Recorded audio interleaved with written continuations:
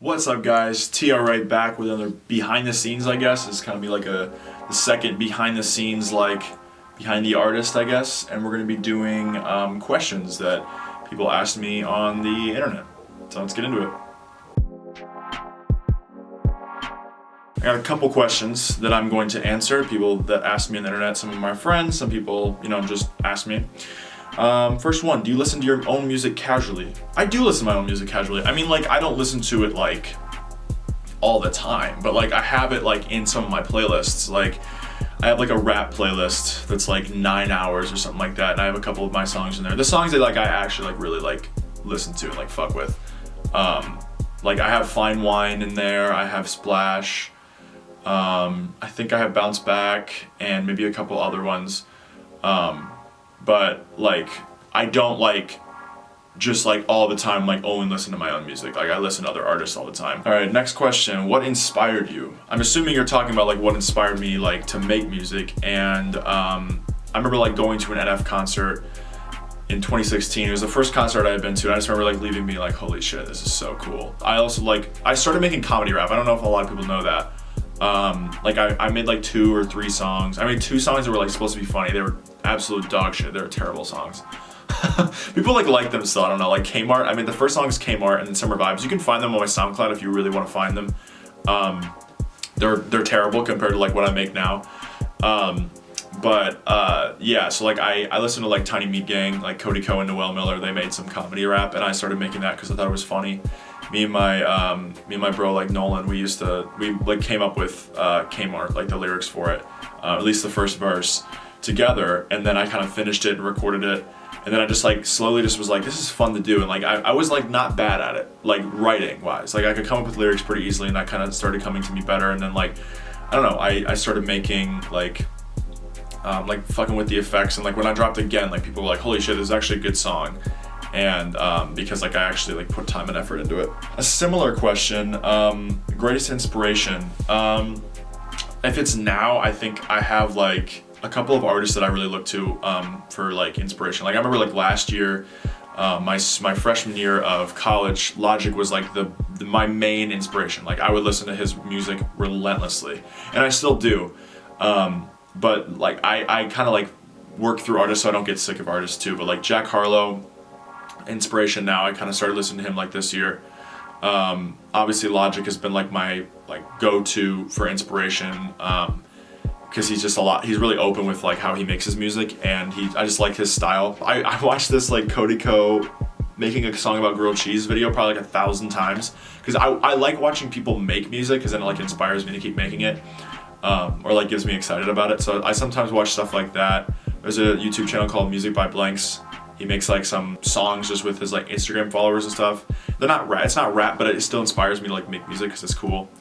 And obviously being in a studio and having a place where I can make music so easily is really inspiring and nice to do too. So that's another reason. I kind of already answered this one, but when did you start? I started in 2017, I think. 2018 possibly. I think it was 2017. When I dropped Kmart on SoundCloud, and then I dropped Summer Vibes later that year, I think. That summer. So maybe it was 2018. I can't remember. It was a while ago. It was 2 years ago. And yeah, I started with that, and obviously I've been going since then, and I moved to, streaming services rather than just doing it on YouTube and SoundCloud. So, I've done that just because I know a lot of people don't have SoundCloud, and I don't know. SoundCloud doesn't mean I don't like the app.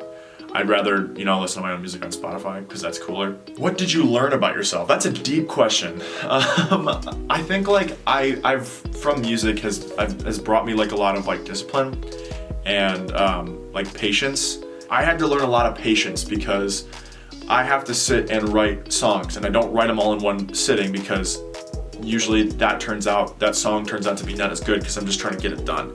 And I don't do that a lot, but sometimes I have nights where I just write a lot. But a lot of times I'll write a verse, or I'll write a verse or 2 or something like that, and then I'll record it a different day, or I'll record the same thing and I'll do ad-libs a different day. It kind of just depends. But I have to learn a lot of patience, because obviously if you don't have patience, you can't make it, and a lot of things go wrong. Sometimes your software will crash, or your mic isn't working properly, or the effects are weird. It's a lot of trial and error to figure out what you like about it. And also sometimes I have really rough patches where I can't write things, where it doesn't sound good or doesn't feel good. I can't find a beat or something like that. And so it's a lot of patience, and that's something that I've really struggled with in the past, but music has definitely helped me do that. My favorite song, I'm gonna say my favorite song that I've written and made, and then I'll say like my actual favorite song. I think my favorite song, I have so many though.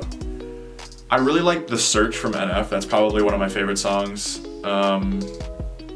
Perfect by Logic is a good one. But I have a lot of, I don't really have like one favorite song. I have a favorite album. The Search by NF is my favorite album, I think. But No Pressure by Logic is a good album too. But yeah, I mean, like my favorite song that I've written, I really like Fine Wine. Not many people like that song. I really like it. Just because I wrote it like really lyrical, and like every line makes like has something to do with me. It's not like that's how all my music is, but Fine Wine really stuck out to me. I just like the beat. But I also liked how I wrote Trust, even though like that song is like something I don't really listen to anymore. Like when I wrote it, like that was probably like the most I've gone into like writing something from the heart.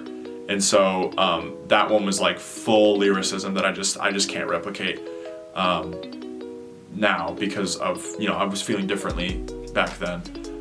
This was like in January when I wrote that. When are you gonna make a Wanted music video? I want to make a Wanted music video so bad, but the problem is I am going to be gone for Christmas, and my girlfriend Ellie, who I wrote that song about, is gonna be gone until like late January. And so that would be like when I'd be able to shoot it would be like late January, probably come out in like February, which I might still do because I'm gonna be so bored I might just write a whole like plan for it.